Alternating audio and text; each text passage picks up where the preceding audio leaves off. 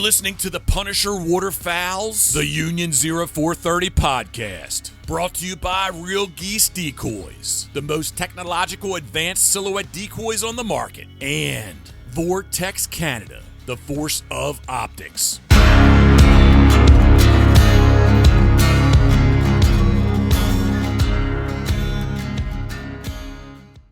Hey everybody, welcome back to the Union 0430, episode 92. And we got another great show lined up for you tonight. And we've got the boys from King City, Ontario coming to us, the Grand River Fowl boys. If you're in Ontario, Canada, for sure you've heard about the boys and you've seen some of their content. So we'll dive in, get to know them a little bit better. But again, it's hard to find good help, ladies and gentlemen, and it's just me and Philly again this week. Just us. We are the only two constants when it comes to this show. Is Philly and I. No one wants to hang out with us tonight? Actually, no, let's back this up a little bit. You're the only constant. There's some touch and go moments with myself. Well, this is true. Well, it's kind of important that I'm here, seeing as that it's kind of you drive the ship a little bit. Yeah, it's kind of my show. It's kind of my show. So we need someone to push the record button. Yeah. Right. Yeah. And I also do a very important role in saving it onto our Google Drive, and then Dave takes it off the Google Drive and edits it, and then Dave puts it on Podbean and on YouTube. So it's a team effort. It's a team effort. Dave's pretty important then. Well, Dave is really important. Yeah. Really, but and you know what? I don't think Dave listens to the episodes when he's not on. So we'll just call this a little test. Let's just see if Dave actually listens to an episode when he's not on. Find out. Yeah, we will find out. Dave's not here, man. Dave's not here. Ladies and gentlemen, Philly's coming to us from Port Perry as usual, down in his little man cave that he's slowly building into quite the little duck hunting mecca. Someday he will give us a grand tour, but it won't be today. And like I said, we got Chris and Mike coming to us all the way from King City, Ontario. So for anybody that don't know where King City is, that's left of Toronto. So not right. I'm right of Toronto in Odessa, and the boys are left of Toronto and King City. So right along the Grand River, which is a huge water feature. So anybody that's in Ontario, you'll know that area anyway. So boys, great to see you. Thanks for having us on. Great to chat with you again. The last time I seen you was down at the Toronto Sportsman Show, and that's when sort of kind of got this idea, like, shit, man, like we gotta chat. Yeah, we gotta chat, and it's I think it's been the last two episodes, so this will be the third episode now, Phil, where we've had people on that we've been saying, listen, we got to get these guys on, and then something, and I'm not trying to downplay us or nothing, but something else will come, and we're like, okay, we got to jump on this right away. And then, totally understandable. You know what I mean? So, but that's not oral factor. Yeah, yeah, big time. But like you guys bumped into you down at Toronto show, had a quick chat. You guys have been, and that was. I'd like to start right there, because the Toronto Sportsman Show, this year was the first time I've ever attended. Oh yeah. Oh really? Yeah, I've never attended it before, because I was always told that it wasn't the greatest event. Well, growing up, we used to go all the time. Like when we were younger, it was like there was, and that's what Phil said. Kayaks, like jumping off waterfalls, the dog shows. It's been a constant for us for probably like, I don't know, ever since it's I don't know, we're 10 years old enough. Yeah. Back when it was down at the MTC. Yeah, it was downtown Toronto. Yeah, I know. Phil said the same thing. Like he said, him and his dad, like his dad would take him out of school to go down to the Toronto Sportsman Show. Sorry, Phil. Years ago, so like we're talking mid to late 90s. Like my high school, we had a fly fishing club, and we would run the Young Anglers of Canada booth for Outdoor Canada. Oh, no way. So Outdoor Canada was like the parent figure for the Toronto Sportsman Show. They were the ones that like ran the show. Whereas like the spring, like the old spring fishing show and the fall hunting show was Outdoor or Ontario Outdoors magazine. Mhm. Yeah. The Toronto Sportsman show was Outdoor Canada. Now the biggest thing is like a lot of people don't realize is like, you know, they hear like, you know, the Sportsman show, they just think fishing and hunting. Where like, you know, there's kayaking, mountain biking, rock climbing, like it's a huge multi-facet show. Yep. But obviously like the vast majority of the guys going to like fishing and hunting stuff, but like in comparison to the show that we attended, a few short weeks ago and had the pleasure of hanging out with you guys, the show in past that I used to work at was like substantially larger. Yeah, like way bigger. Scale. Mhm. And That's I what I remember- keep hearing. And when I used to work the show, it was 11 days long. Like it was from the Thursday to the following Sunday. Yeah. Really, eh?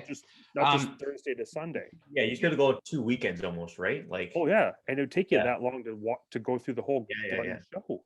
I was talking to Bill Kennedy and I was telling him about it, right? So I don't know if you boys know who Bill Kennedy is, but he's the guy that I train my dog with. He's like the dog whisperer in these parts. And he told me back in the day that it was a huge dog, like that would have been a huge dog trial event would have happened down there at the same time. Purina was involved and like it was a huge deal.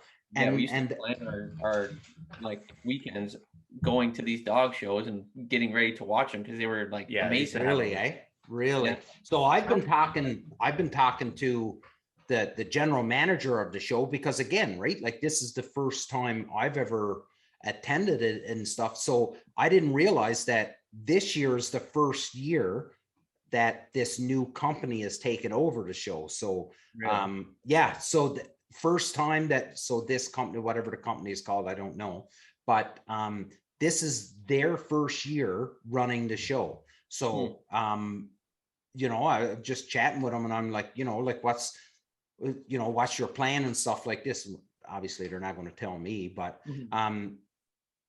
that was the one thing that he pointed out, like, listen, we just tipped our toes into the water here, trying to gauge exactly what the crowd wants and what the crowd wants to see and all this stuff. So next year it'll be bigger and better. So that good news. You guys killed it with all the giveaways and stuff this year too. That you guys did a great job of that. Well, we're lucky with the sponsors that we got from the show between Craig Mintz and Real Geese and then Vortex Canada. Those guys coming up and saying, here, take some stuff and give it away and draw some attention to you. And even the Yeti, where we bumped into you guys too first. Yeah. That Yeti cup. Great idea. Well, so Dave and I already had our cup. Phil had no idea about this thing, right? So we tell Phil about it. Phil's like, oh, okay, well, I don't really need another cup.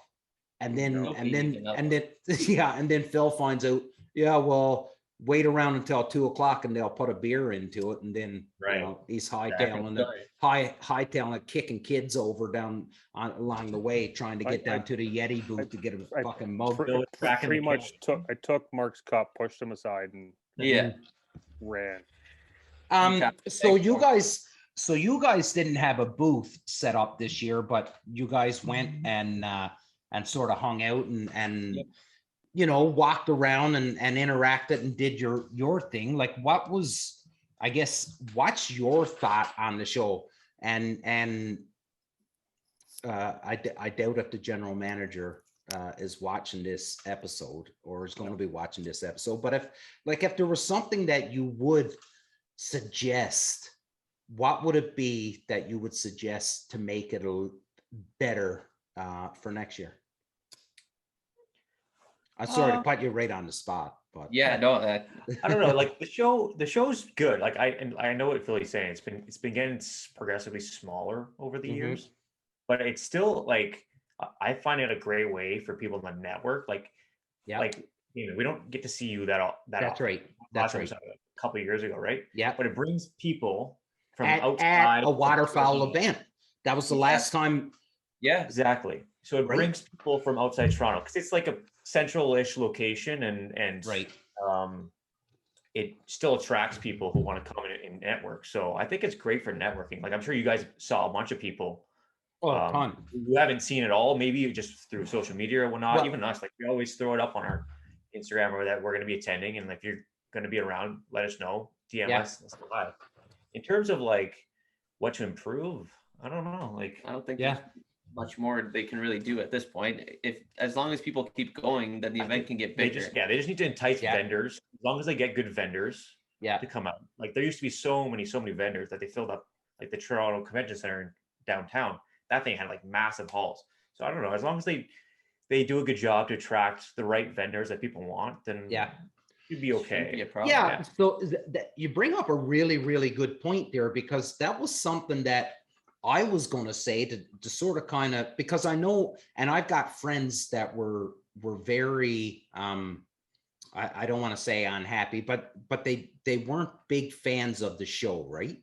And I want to say, and I think this is the statement that I'm going to use now when anybody brings it up, is I'm going to say, well, I challenge you to go to the show and to talk to, because the people that run the show, they're all over the place. There's no trouble to tell who they are, and bring up suggestions or send them an email or hit them up on social media or something.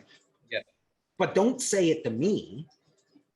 You know what I mean? Like I can go to the manager and I can say, well, listen, man, like there's a ton of duck hunters that he's going to go, well, of course, Damien, you're going to say that because you want to get a cheaper booth and you're going to say all kinds of stuff. Right. So I challenge. And just like you said, if more people show up and there's more dollars coming in the door, then the smart businessman's going to go, okay, well, if there's more people coming, let's bring more stuff in, because then that's going to bring even more people in. And more people, more money. So I like it. I think that's a really good idea. And like in previous years, we'd be going like, oh, maybe there's gonna be some deals, like we're gonna pick up stuff. But now it's more like, I talked to all these people on Instagram. I know like you guys or whatever. I look forward to seeing, like he was saying, like more people in person, especially after the last few years of, being trapped and only seeing certain few people. Now that brings up a better opportunity for everybody to get together again. Yeah, a really good point, because in this day, so down in the States, obviously, waterfowl hunting down the States is bigger than what it is up here, right? So and the big waterfowl festival shows, trade shows, whatever it is, those things are going the way to Dodover, right? Because now I say that, but then there's the exception of like the Eastern Waterfowl Festival that goes on for a week, where they absolutely shut down the entire town, I should say, not the city, but the entire town, and all the public transit is just bringing people from different venues to different venues. There are the rare exceptions, but everybody that I'm talking to, they keep saying, well, listen, like it's a big investment for me to go set up at this show when I'm probably not going to sell anything, because most of the people have already bought something because of the internet and online shopping and all that stuff. And I get that from a customer, the purchaser's viewpoint. I totally get that. But the thing that we're missing out on so much right now is this interaction. And the only time that we get the interaction with one another is at these trade shows, or unless we bump into one another while on a hunt or something like that. But the odds of that happening are slim to none, right? Yeah, so pretty far apart. Except you guys are what, 2.5, 3 hours, 3 hours max away from me. From you, at least. I've seen you guys twice in the last 3 years. Probably, 4 years with COVID. And both of those were at waterfowl festivals or events, right? So you're hitting the nail on the head by saying, it's a chance. Yeah, we need more, and it's a chance for us to interact and network and and get the talk, because you can only do so much over email and text. Exactly. DMs, all Or that Zoom. only goes so far. You can Or create that Zoom. relationship. That's right. I feel like I know you guys, but I'd like hanging out with you too, right? Yeah, yeah, absolutely. I have now had that pleasure. Mm-hmm. Yeah. You being did. being able to hunt with you guys last That was fall. a fun That day. was like, we didn't smash, a quad limit, so to speak. We but should have though. Yes, We saw yes, enough for sure. But sitting in that field with you guys, like being able to hunt with you guys for the first time, and actually, like, and we've spoke, have spoken Countless hours on end with each other over the years and so forth. But yeah, like being able to sit in that field next to you guys and shoot the shit, and like legit getting smacked in the face with ducks Oh, yeah. 15 minutes before legal light, like, again, like that's something I'll remember for a long time. Yep. Like, yeah, again, we didn't smash the limits, but it's all the stuff outside of that is what Exactly. counts. Like, and I'm at the point now, and again, like we spoke before, here's my goddamn earbuds falling out. It's stuff like that, is what, a lot of us live for, the camaraderie and so forth. And well, it helps when you have a duck landing on your layout blind 10 minutes before legal. That's pretty cool. Like That is cool. that was a blast.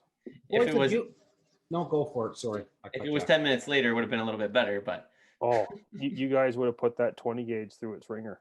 there might not have been much of a duck Are you left. guys on this 20 gauge kick too? Well, Phil's been They are now. Oh Yeah. my God. We had the pleasure of trying out a few of his. You know what? Listen, I'm taking a stand, because I was considering going to a 20 gauge next year. And I'm absolutely fucking refusing to go 20 gauge right now. And I'll tell you why, is because I'm going to say it here, and I can't even wait to hear the chatter that I'm going to say it here. Do you know what? 20 gauge is the 6.5 Creedmoor, and that is 100%. Yeah, it is. It is all about, because if you were shooting 20 gauge, 10 years ago, I'd be like, you're cool. If you're shooting bullshit, you weren't shooting 20 gauge 10 years ago. Buddy, I can track down the gun and fucking show it to you. I'm saying 20 gauge is the new 6.5. It sounds like a challenge, Phil. So this should be good. That particular shotgun is currently residing out in British Columbia. Interesting. So, boys, we've been screwing around all over the place. Sorry. Well, that's all we do. So tell us about Grand River Fowl, because I really want to. It's great to get you guys on and chat and shoot the shit and stuff, but it's also a good opportunity for you guys to plug what you're all about, plug your business and everything that it is. Grand River Fowl. I love it. I love the logo. I love the gear, which I'm a little embarrassed. I don't own anything, so I gotta do. We'll have to get you We'll have to some. get you some. Yeah, I'll take care of it. Yeah. So tell everybody that don't know, to the millions of fans that listen, what is Grand River Fowl? So pretty much we started out as kind of just a page to almost just display our hunting stuff, share content with people who like hunting, like share our experience. Yeah, we were getting a lot of flack on our regular social media pages, as most of you probably know. No. So we'll go back to that. So keep going. I'm going to write a note. Yeah. Like our personal pages, people were complaining, oh, what's this hunting? I don't want to see it. So we're like, you know what, let's just start up our own thing. People who want to see it can see it, and we'll go from there. And then the ball started rolling. At that time, there wasn't really much going on social media around here for not only waterfowl, but just hunting in general, it seemed like. So we're like, let's try and broaden that horizon. So from there, we started selling sweaters, t-shirts, hats. Yep. It was just taken off in that sense. And it just became like a whole experience. I don't know how to describe it. It just kept going. So, well, like I got to jump in here, because like for anybody that doesn't know, like you guys filmed a couple hunts, your grandpa and you guys out flooding that property that you guys have. Like, I don't want you guys to downplay yourself. Like you guys got a lot of views on YouTube, right? Yeah. Like you guys are doing well on YouTube. You've got a There ton wasn't of a views. whole lot of that kind of stuff on YouTube. Yeah, there's we're not. looking at, we had this opportunity to make this pond and the millet and all that, and we're trying to figure out how to do this. Yeah. And there was nothing. Trial by error, right? Yeah, it was like, how does anybody do this without like knowing what to do? So we're like, let's just wing it and film it and see what happens. Yeah. Yeah. So we didn't find much in the way of like direction on YouTube, so we're just like, okay, we'll just go through the motions and then we'll film it, and you know, maybe it'll be helpful to someone else. Whatever happens, happens. We're still learning from that too, right? We're always learning. Like, of course. I mean, we mentioned it at the sportsman show, like the pond, like the first year we built it, it did well. We got a couple good woody hunts out of it, but we're having an issue. Well, we're still having an issue of water retention. Like we built it in like part of our property that, you know, generally holds water, but we would have to pump it like water constantly. It's right by the river, which is great, so it's easy to pump it. Yeah, but it doesn't hold them. So now we're on the pumping's the easy part. Retention, yes, exactly. That was the problem. Story. Yeah, it was too much. The biggest issue with that is soil composition. Right. Yeah.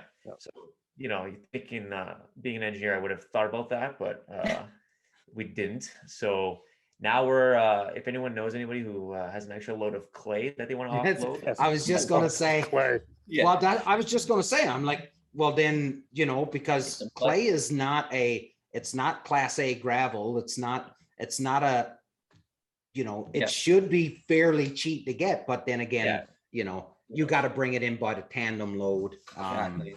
And that whole area we flood, generally we're like, okay, this ground is saturated. It's always moist. It's always holding water. So we're like, okay, this might work. Yes, moist. Might. Allegedly.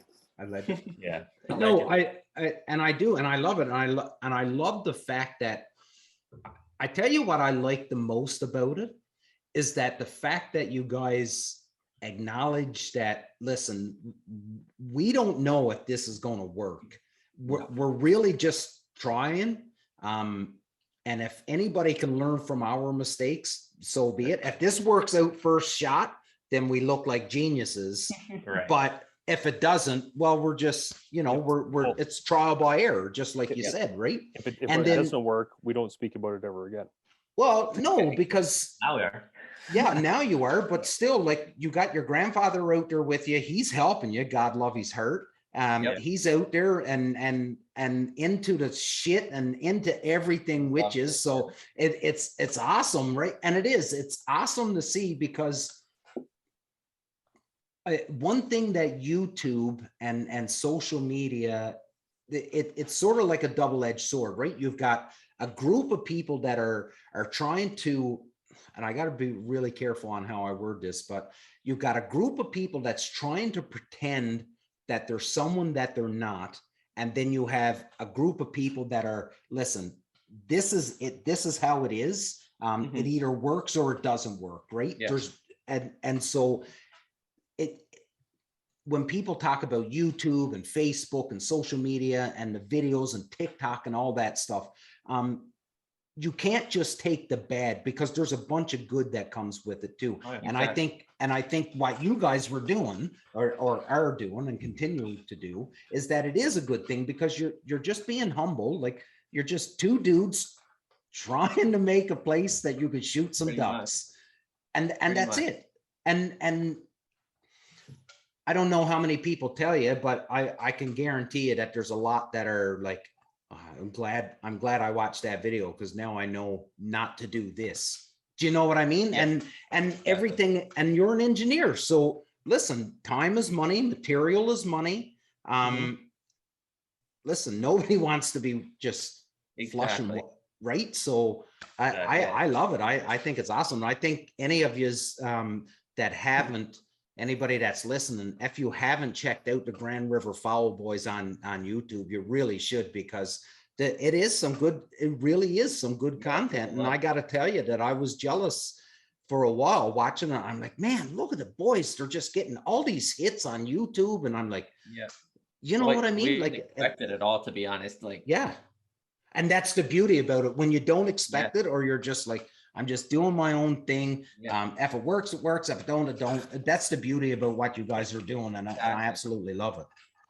What I want to do is go with the boys and shoot a widgeon. Have you never shot a widgeon, Philly? No. No? These two lads crushed the widgeon.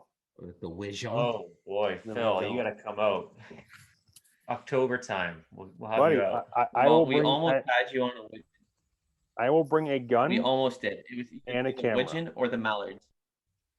Anybody can shoot a big fat green head. I want a goddamn widgeon. True. You know what? I'm going to self-invite myself here. I think that is something that we should make like an episode. I just want to shoot a goddamn widgeon. Yeah. We'll get Phil on a widgeon. We'll name the episode that. Philly gets a widgeon. I might even bring a handful of guns to share. Oh my god. Well, I tell you what, he got his fucking snow goose a couple weeks ago. So actually, no, that was a shared event. It was shared goose. It was shared between 5 people, but I think Dave and I were the only 2 people that didn't shoulder our gun. It was like boom, boom, boom, boom. Like you could watch that goose coming down, getting hit, and the wads. It was poor fucking thing. With the wads. Yeah, I can tell you this much: I was the last one to fucking hit it. You knew it too. Because I was putting rounds into that bird as it was going down, just making sure it was dead. Shoot the feet off so it can't run away. Yeah, that's right. That's right. So let's go back to this. That you were getting some flack on your social media, because we're going to go there, and then I'm going to segue into something else that I just been learning over the last couple of days. So go for it with. We've been hunting our whole lives ever since we were younger. So growing up in like the Facebook era, then evolving into Instagram and all that stuff, I was never afraid to post a deer hunt or ducks or a turkey hunt or whatever. But I noticed, I don't want to see dead animals. I don't want to see this. I don't want to see that. And I'm like, okay, well, it's not only about the dead animals, but do other people really know that? Like, I don't know. Yeah. So that's where it kind of stemmed off into, you know what, I don't want to have to post this and worry about people giving me flack or giving him flack. Or probably upsetting people. I get it. Yeah, it's not for everyone, I understand, but it was a lot of things, right? So we're like, you know what, let's just make a space where we can do this and not have to worry and just go for it. Yeah, that was pretty much the gist of it. I think we do a good job of that on the channel too, with our media and stuff. We try to show the journey behind it and like the whole experience, rather than just posting photos of like pile pics or whatever.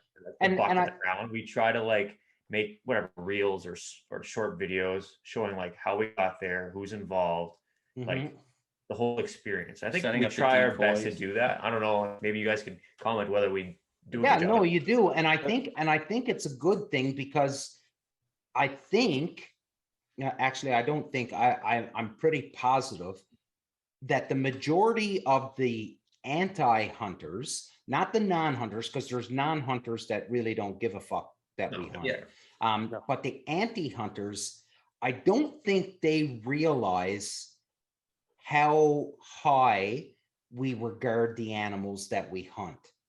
And that is something that I think you guys do a good job of. And I think it's something that the majority of us as hunters, and I think even myself, because I don't think I do a great job at it, but you've heard it a million times. How many times have you heard someone say that hunters are the biggest conservationists in the world, right? So because what does anti-hunting propaganda go towards? Nothing. No. Or it's some fat cat that sits at a board of governors that's making his 6 figures a year, right? But I really don't think that most anti-hunters understand how much we think about the animals that we're hunting and all of the work that we do to try encourage population. And listen, I get it. And it's the old story with Ducks Unlimited and Delta, right? Like they started it, they started these organizations so that the populations would continue to grow, so there was always birds that they can hunt. Yes, I get it. But there is a much bigger picture. Yeah, well, we can speak to that because of our farm, right? Like all year round, we're there, you know, grooming, like shooting lanes. We're doing food plots. We're making sure the herd's healthy, like minerals. I don't know, like we put in work all year round. Bird boxes, nesting areas, just so that we know these birds, not only the birds, but turkeys, deer, anything. And everything that follows those, right? And everything that follows those it's not deer. Like we just walk back there, shoot a deer and leave, or go and shoot 6 ducks and leave. But that's what people think it is. We're there almost every weekend, putting in some sort of work somewhere to be able to make this happen. So that's just a different perspective that a lot of people don't get. Mm-hmm. Like there's a ton. Like I use that very loosely. Like there's a ton more work that goes into what you do for the preservation of habitat and conservation and so forth than actually your time that goes into the pursuit. Yep. Said species. And and for those that don't know, like you guys are big deer hunters as well. Like, you know, like those that don't follow the channel and stuff, like you guys love your whitetail. Mm-hmm. Come fall, like, you know, you guys dedicated a little bit of time to chasing Bambi, and for lack of a better term.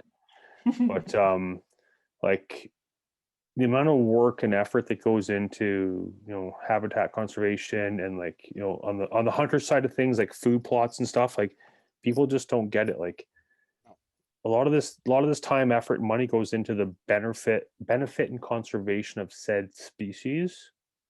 As opposed to just hunting them.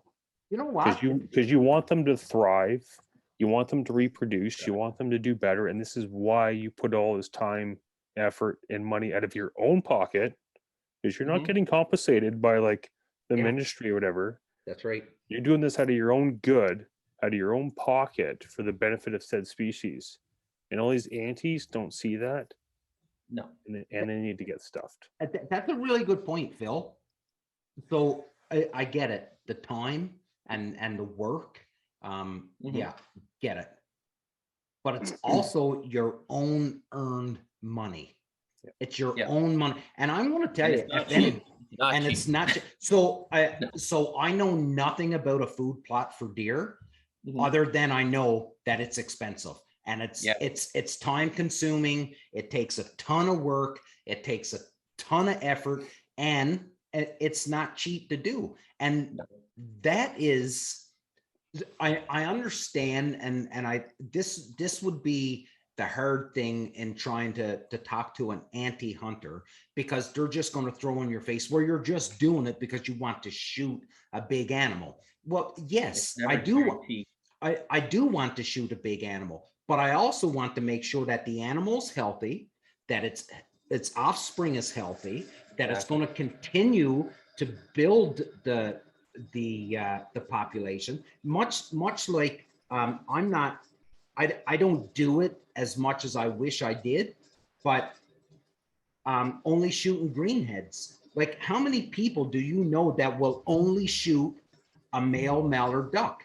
They will not shoot a hen because they want the hens to be reproducing. You don't get rid of the conservation thing. Yeah, it's just it's so wild. And so I get it. So the anti-hunters and stuff. And the reason why I wanted to, guys, I got to circle back around on this. The reason why I wanted to bring this up is because there's a lot of chatter right now that for anybody that watches YouTube, there's a ton of shows on YouTube, hunting shows, you know, where they're just smashing limits. They're getting your elk, deer, moose, whatever it is they're hunting. And there's people that make their living, they make their income, and it puts food on their table. And this is how they do it. They shoot their YouTube channels and stuff. And there's been a lot of chatter that YouTube is going to start demonetizing all of these channels where animals are getting killed.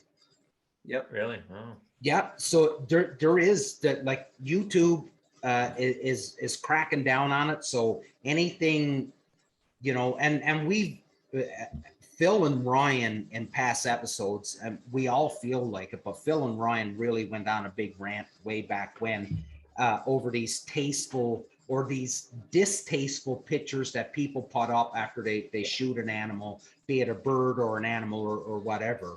And that's not doing us any favors whatsoever, none whatsoever. But now you have, one of the breakthrough biggest technological advances in the world or in our time with YouTube, and now that's gonna get taken away. Yeah. Well, we don't know for sure. We don't know for sure, but there's chatter about it, right? In fairness, if that ever does go by way of like the dodo bird, someone will come up with hunt tube.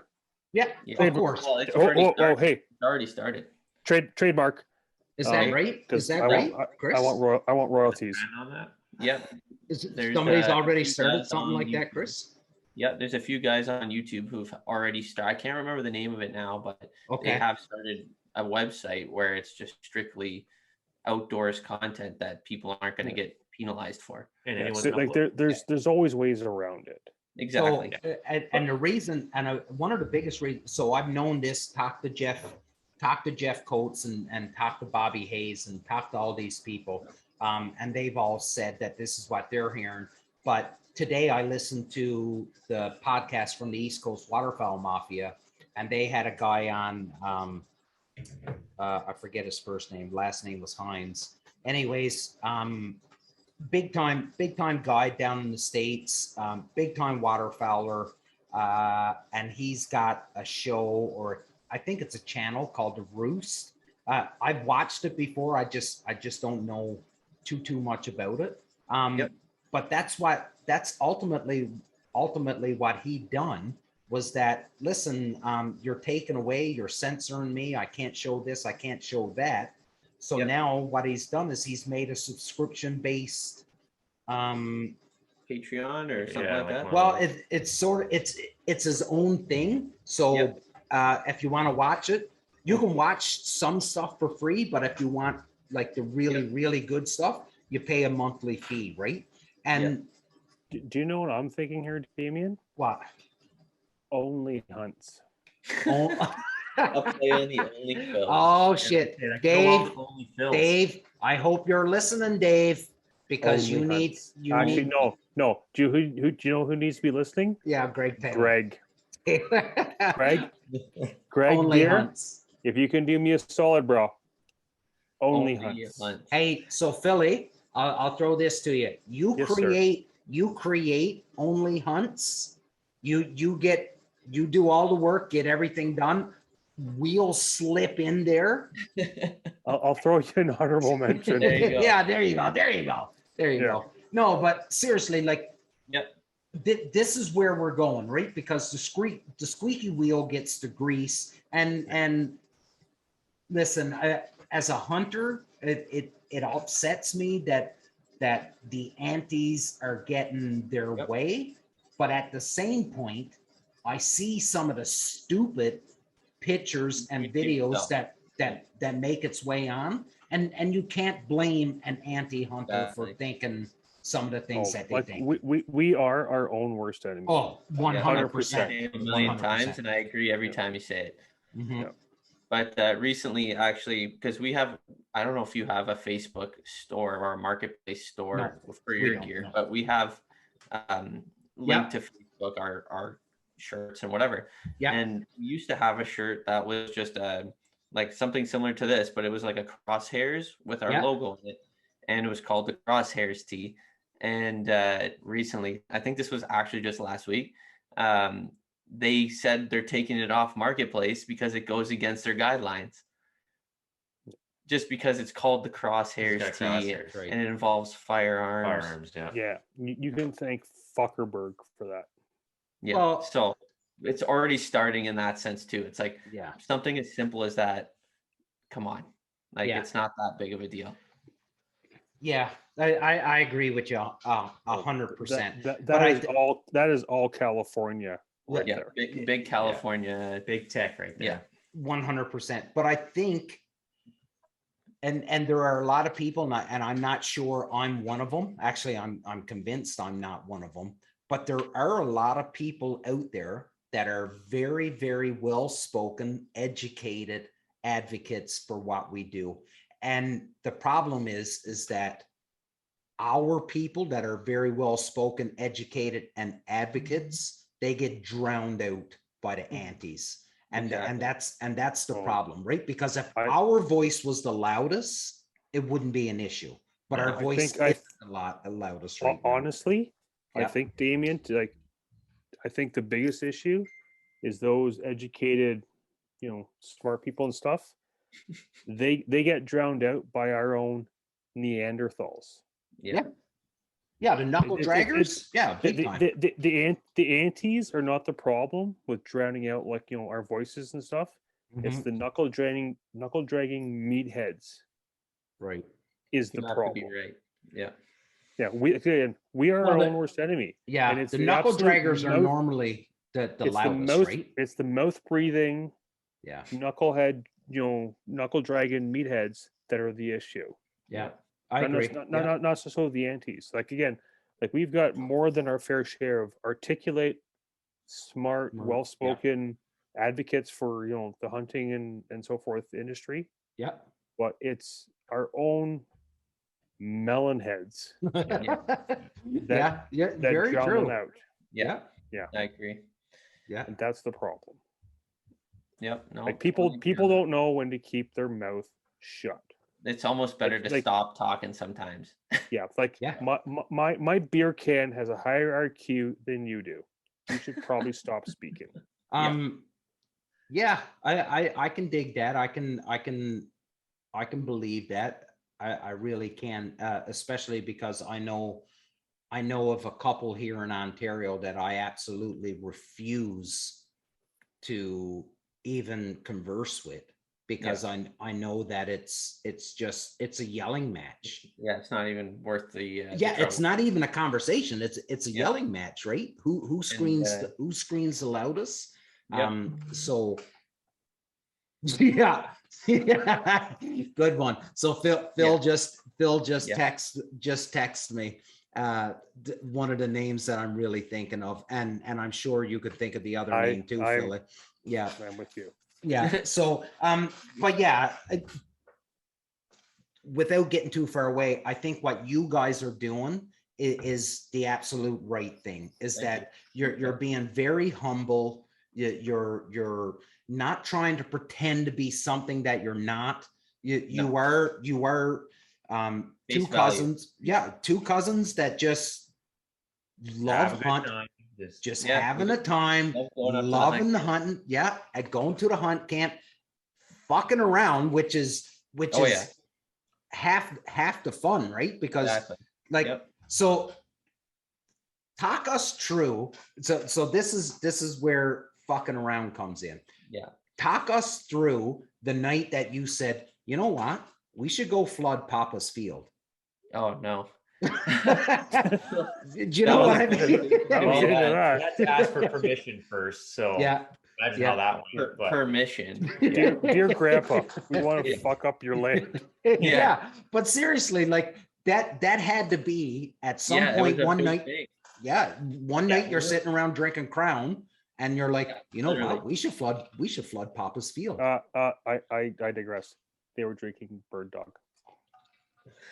Okay. I wish we don't have any. Yeah. Even though they're your unofficial sponsor. That's a you problem. Anyways, carry on. Basically it's just we would just see some YouTube videos of guys in the States with these massive cornfields or millet whatever lawns. What's that guy's name down there who does it all the time? Tony. Yes, Tony Vandemore. Oh, Tony Vandemore, yeah. And we used to watch these videos man, this looks like Unreal. Can work. So that's where we got the idea. And then we just found a spot and we're like, hey, Grandpa, Can we like turn this Bring an over? excavator here Yeah, and an just start excavator. digging? Can we And, ruin your shit? Pretty much. You're not using that piece of land right there, right? Okay, great. And that's kind of just how it happened. Like we were just like, man, Yeah. let's try it. Well, What he's are we like, gonna lose? his answer was like, well, what do you mean you want to put like Yeah, 6 inches of water in a corner of the field? I'm Yeah. like, well, it attracts ducks. You know, he's not a huge duck hunter, right? Right. He's only been out a few Total old times with school. us. Yeah. He's so old school, you know? So it's like, well, what do you mean you want to just like control the amount of water that's in the field? Like, why would you want to do that? It's like, just trust us. Just let us do it. Come on, please. We basically had to convince Famous them. last words. Just trust us, Okay. Grandpa. Grandpa, Yeah. here's a bottle of wine. We got this. Yeah. Trust me. We told them we're planting feed in it. So planting, he's like, oh, he probably thought like tomatoes or something. And we're Right, like, oh no, right. don't worry, we're planting. It's good. Yeah. All good. It's like, okay, it has to be good if they're putting something in the ground. Like, no problem. So, No, we But want that's to awesome. plant stuff and then fucking drown it. yeah, pretty much. He's like, well, won't it just die? It's like, no. No, don't worry. And the next thing you know, we have an excavator, a couple of 3-inch pumps, a berm. Yeah, it was intense. and it just snowballs, right? Like, Pretty Yeah. much. Once you start, you can't really stop. So yeah. we just kept going, and we're like, okay, well, we got to That's plant certain hilarious. things in certain areas. We got to have a landing hole. Fill He's the like, what do you blinds. mean you need a landing hole? It's like, okay, why don't you just come along for the ride? Let us teach you for once, maybe, and Yeah. we'll go from there. Yeah. But you know, And I remember years ago talking to you guys about this whole venture, about like what you guys were getting into and talking about like flooding the farm and like how it was doing and stuff. And like it's nice to see it kind of somewhat quasi come into fruition and whatnot. Yeah. But like it's more entertaining to hear about your grandfather I know. than the actual the Everybody hunts loves itself. him too, and it's like he was never a huge waterfowl guy. You know, we kind of got into it ourselves. Yeah. He's like strictly deer hunting, rabbit hunting, the old Mhm. school. Like, let's go Yeah. up to camp for 2 weeks and hunt deer and then go home. Yeah. But we needed some time to like fill that void. We loved hunting growing up with him, so Yeah. we're like, you know what? Let's get into waterfowl. Let's get into turkey. We need Yeah. to like keep this going all year round. And you know, he's grown from that. So it's like he brought us into it, and we kind of helped him evolve into it. Right. We expanded it, right? Like he came for like a turkey sit one time, and we got him out a couple times on the water or in fields for duck hunting, goose hunting, and Yeah, he loves it, right? He just likes to be with us. yeah, Right. and that's And part the of guys, it. you know, come up Of to the camp course. on the Friday night, you know, make barbecue, have a fire, and then the next morning, you know, go out for the hunt. So Yeah. and that's really what it's all about in the end, honestly. Yeah, for like- us at least. So Well, When I'm and- busy, and I for- want to be able to do the same thing with my grandkids, right? Go That's out right. there, And have a good like time. your grandfather has shot more deer, shot Oh, yeah. more rabbit Yeah. than he could he care can less. if remember. shoots He deer. could care less. Now Yeah. it's all for, did you guys see that?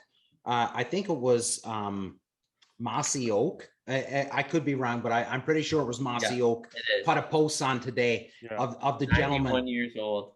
Yeah, Toxie Hayes is in the photo, and Like, can you imagine? The 75 hunts- years in a row. 75 years in a row, this man is tagged out on turkey, which we Unreal. got to talk about because we're almost running out of time and turkey's starting up. Well, Yeah. the day that everybody's listening to this is Will be day one turkey of opener. turkey in Ontario. So, Yep. but I like, will have a bird hanging already. yeah, hopefully you'll post this video and we'll have some nice pictures of nice Turkey. tom. that actually, that would be really cool if that's what, if we could pull that off, because I won't be out the first 2 weeks of Yeah. turkey, but that would be really cool if we did a post that we had you guys on, and then you guys hit up Bam Bam, Unreal. and Philly, same with you, Mark, Dave. I'm pretty sure Dave will be out on Monday. I know I'm going to be out. Yeah, you'll be Oh, out. for I won't be out until like week 2. I put the vacation request in today. No shame Oh, on that. mine is sheer dumb luck that turkey opener falls on my day off.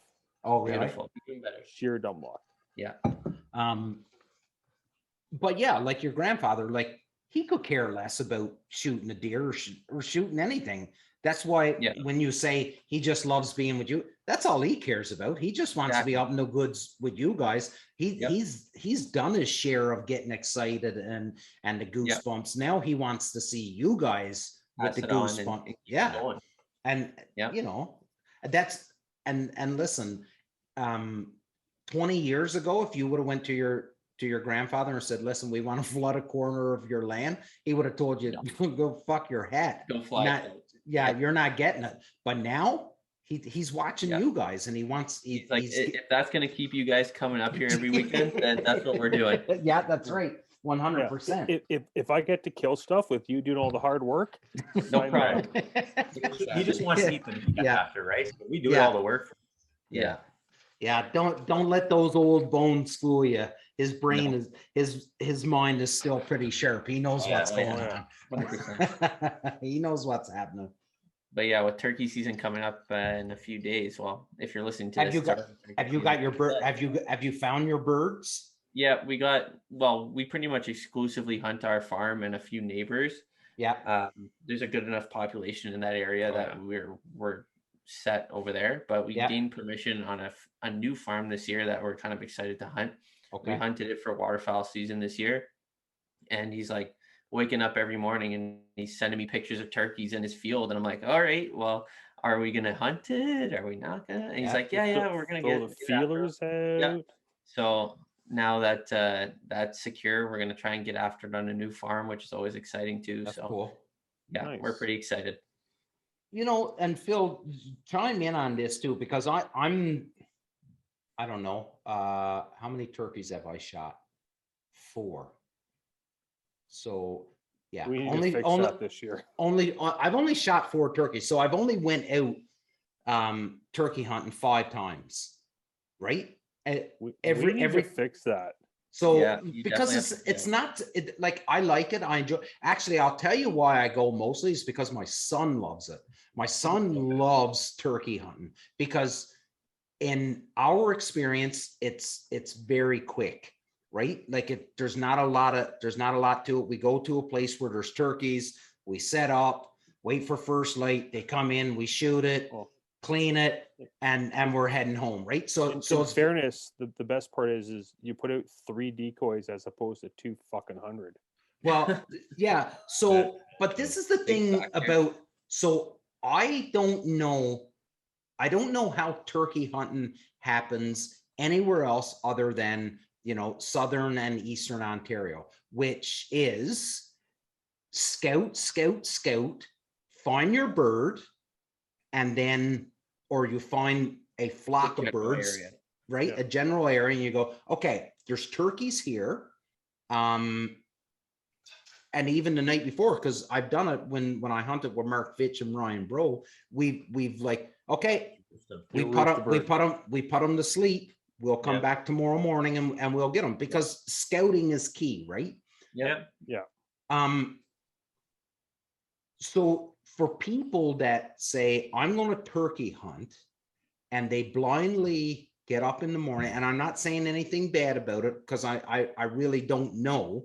I'm not educated enough on turkey hunting to know about this, but does it work that you wake up in the morning and say, well, I'm going to this area, I haven't seen anything there for...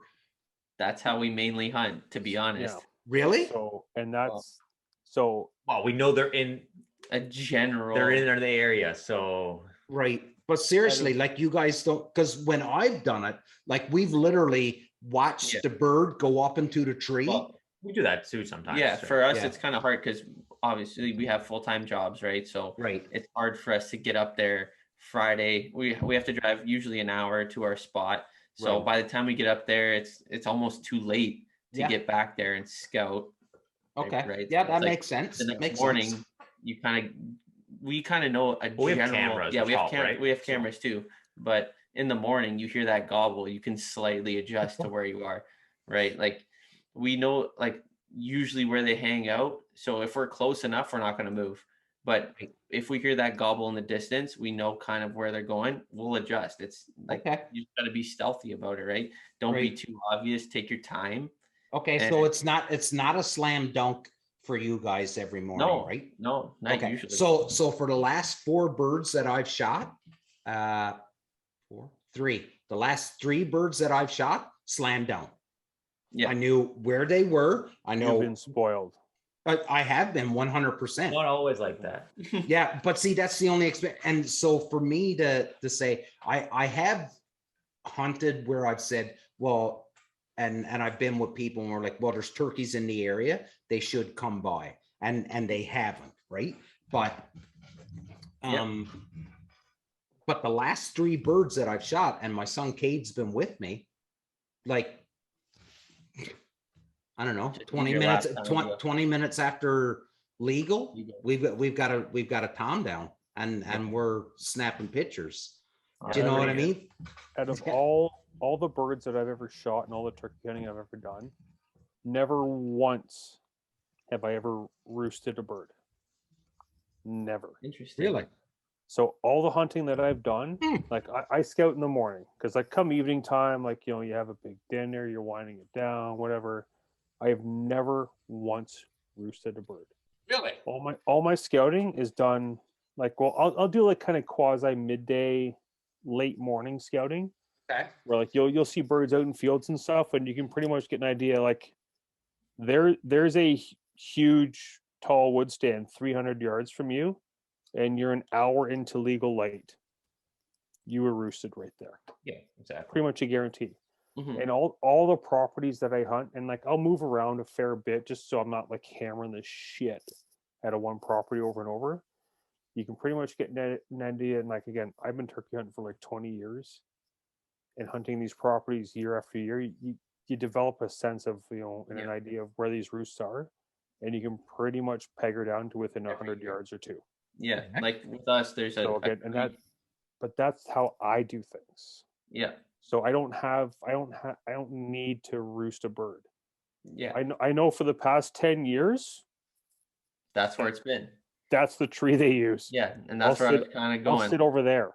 We Like, have this creek in the right that goes right through the hardwoods on our property, and we call it Turkey Alley for a reason, because they literally roost there every single year, almost every year. Yep. Like I don't think there's been a year except Your for first- last year. Your first turkey was My first turkey was in that alley there. Yeah, and they constantly roost there. There's a water source, there's hardwoods, there's a bit of pines to get protected from wind, and they can't go wrong, right? That's the perfect spot. Yeah, I think it kind of just depends on the property. Like every property's got a little different, like I guess, vibe going on. But kind of like going to what Damien was saying, like we don't necessarily roost them or whatnot, but we kind of know their patterns because it's our property. We've been there for so long. They're on camera and stuff, right? So you spend the time year after year. Mhm. Yeah. Again, Figure them out, you're doing your scouting So I can buy pre-shooting light. yeah, like I can buy what you guys are saying. Like this is property that you're familiar with. So just like what you said, Chris, like when you're sitting there and you hear a gobble, okay, that's close. We're not going to move. Oh, that's distance. Okay, I think he's going to go this way. Let's be stealthy and get up that way. That I can buy. Let's like, I don't know if this happens, and I'm looking for someone to tell me. And please, if anybody's listening, comment and let me know. But like, does anybody actually just wake up on or Friday night, get off work and say, okay, I'm turkey hunting, or Sunday night, whatever, turkey openers on Monday, and say, okay, I'm going here and I'm going to go turkey hunting. Have no idea if there's birds in the area. I'm going to pick a tree where I think, wow, if I was a turkey, this is where I would be. Like, is that something that actually happens? I'm sure it happens, and you know what? The 100%. odd time that it works, that person's hooked for life. Oh, could you imagine having no idea and then going out there and they're just like that's smacking a fucking monster? Yeah. Like me and Ryan Bro, Mark Vitch, and Brian Robar, we hunted in Ottawa Valley one time. And I'm not joking, fellas, when I say this. We were in a tree line. We knew there was birds in the area. I seen a fucking turkey walk out of the tree line and took a cigarette out of his mouth and stepped on it. It was the biggest Jesus bird I've ever seen in my life. And I mean, this thing was a fucking monster. And it come out and it's big because it was smirked. And it come out and it sort of did a left and a right and then just turned around and went right back into the woods. It was like, no, this something's not right here. And I mean, that thing was a fucking monster. Yep. And I say it all the time. I was like, I seen a turkey smoking a cigarette. And he come out and he was like, where are all the bitches at? I swear to God, that's what he said. They're not here. I'm leaving. Yeah, they're not here. There's something not right about some of the dudes here that I'm not familiar with. Yeah, let's get out of here. No chicks here today. Yeah, no, but you know, so you guys are squared away. Philly, have you lined up birds? Like do you know you have birds in where you're going? So I've got like 4 or 5 properties that I kind of float around with. Okay. But there's been one that I've been kind of focused on the most in the past 2-3 years. This same property is where my father and I, between the two of us, we shot 3 mature toms last season alone. I shot 2. My dad shot 1 because he got buck fever and shit the bed. Like legit shit the bed. 60-something-year-old man fucking comes unglued. Wow. Yeah. That still happens, right? Yeah. Yeah. But that's what I love to fucking see. Wow. But yeah, legit. Like my dad, 60-something years old, fucking buck fever, come unglued, shit the bed, because he was like that, like fucking stuff. Now what? But yeah, so I guess it was about a week and a half ago, this same particular property. So I took my young fella, Dylan, like him and I, we had to do a Costco run. So I'm like, we got to factor in some turkey scouting into going to Costco. So I go by this particular property. We parked the truck, and the main mission was like legit just to go down and clear out a spot where my dad and I are going to sit, because we didn't get a chance to do that last year when I got permission on this parcel. And it was literally just get in, sit down, and just boom, birds showed up and you start throwing haymakers. So I'm like, all right, so I want to get in there, exact same tree. I want to get it cleared out, make it all nice and pretty and stuff. So like again, week and a half ago, my little guy, we roll up in the property, park the truck. I kid you not, we get 10 feet from the truck. I look out in the field. Turkeys. There's like 20 birds. Yep, we're going back to the truck. Well, I sat there, I get the binos out, and I'm like, yeah, there's 7 strutters. Nice. Nice. Promising. Well, we're kind of scrolled here, so we left, went to Costco. We came back like an hour later. At that point, the birds had moved out, and we managed to get down to like the tree where my dad and I killed the birds last year. Got everything cleared out, but like I haven't even scouted really my other properties. So I'm like, got 7 birds here. Yeah. But like I know historically, my other properties hold birds. Like it's not an issue because like the roost is there. Yeah. I just like when you talk about your dad, I still like it is complete goosebumps over my entire body when I hear that first gobble in the morning. Oh yeah, every time. Oh yeah, like that is, and like your hair stands up. Oh, buddy, like that is, and it's got to be the loudest thing you've ever heard in your life. Well, here's the thing: this roost that we hunted last year and where we hunt this year, where we get in and set up, the birds are 80 yards behind us. Oh yeah. At best. Like you can feel their breath on the back of your neck when they fire up. It's awesome. We went the first time I took my son out and I had him set up next to me, and I'm telling him, I'm like, listen, you got to be quiet. You can't be moving. So Cade's 12 now. So he was probably 9 at the time. And I was like, just be quiet and stuff like this. So, we're sitting there and trying to keep him quiet and stuff. And then we hear the gobble. And I'm like, okay, buddy, now's time. Game time. We need you not to move. Just be super quiet because they're coming, right? And I hear him go, Dad. Dad, I'm like, be quiet, buddy, be quiet. And he's like, there's a skunk. And I'm not fucking joking. When I look at it, the corner of my eye, there's a skunk like walking right by the side of him. And I'm like, don't move, buddy. Please don't move. And he's like, Dad. I was like, don't worry. He's not going to, just as long as you don't jump, just let him do his thing. Yep. Do not move. And he'll just carry on and do his own thing. But if you friggin' move and scare him, then we're screwed. Yeah, this hunt's over. Boys, I really hate to cut this off, but Jesus, we could go for another hour, I'm sure. Or two. Or two, yeah. That's been an hour, fellas, and it went by super, super fast. So like I say to everybody, and Phil says it, and Mark and Dave, and we all say it, listen, you have an open invite anytime you want to come back on the show. And I'm sincere when I say that. Don't wait for an invite from me. If there's something and if there's something you're like, listen, we should contact Damien because I think this is good news and we should share it, then send me a message. But don't wait for an invite from me. So we'll do a quick around the table as usual, and we'll end it there. I'm really sorry because I really do like the turkey hunting thing, even though it's not duck hunting. Yeah, we'll definitely be talking more about it though. 100%. So Philly, to you, buddy. Chris, Mike, again, an absolute pleasure to get to talk to you guys. Like, it was an honor to be able to hunt with you guys last fall. It was an absolute pleasure to get to sit and talk with you guys briefly there at the Toronto Sportsman Show. I wish you guys all the best in your channel. Keep putting out that content. Again, like your big game, your turkey, your waterfowl, you guys are doing great work. Keep it going. I want to see this flooded pond come to fruition for you guys, and hopefully hold water. Yeah. But again, I wish you guys all the best. And honestly, like this spring,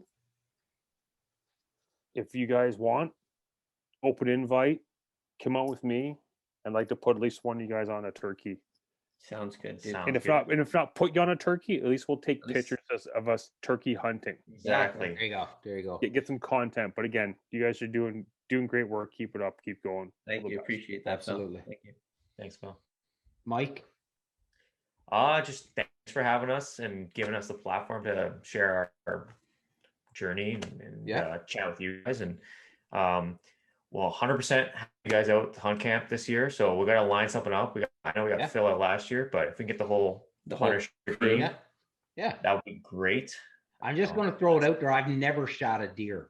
Just throwing that out there.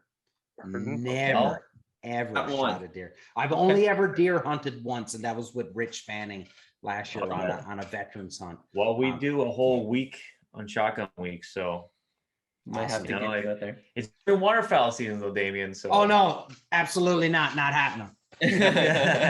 Unless the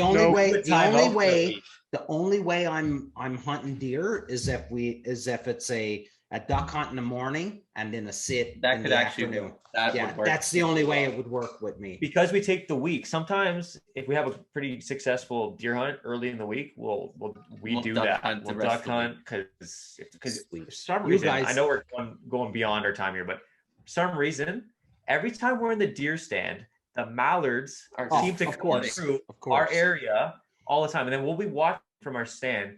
They're in the flooded like cornfields. Yeah. We're just like, really? Shit. Right? Like for deer week and the migration of the mallards every year. Yeah. It never guaranteed it will. Guaranteed. And if you were sitting in the duck blind, you'd have that monster. You'd have that monster buck. Yeah. But anyways, thank you very much for hosting us, and we've got to do this again. Absolutely, Chris. Yeah. Like you said, thank you for having us on the show. It was good to reconnect with you guys as usual. I know we talk a bunch on Instagram and we connect on there, but it was good to really see you kind of in person, if you want to call this in person, but you know what I mean? Yeah, absolutely. We'll definitely have you at the camp this year. You can bring the boat down. We'll do some duck hunting in the morning, some deer in the afternoon, whatever works. We'll make that would be cool to have your guys' boat and my boat. That would be cool. Yeah. That would be really cool, actually. We have a body of water that we're able to do that with, so that would be a lot of fun. That's awesome. And maybe we can get Phil onto a widgeon.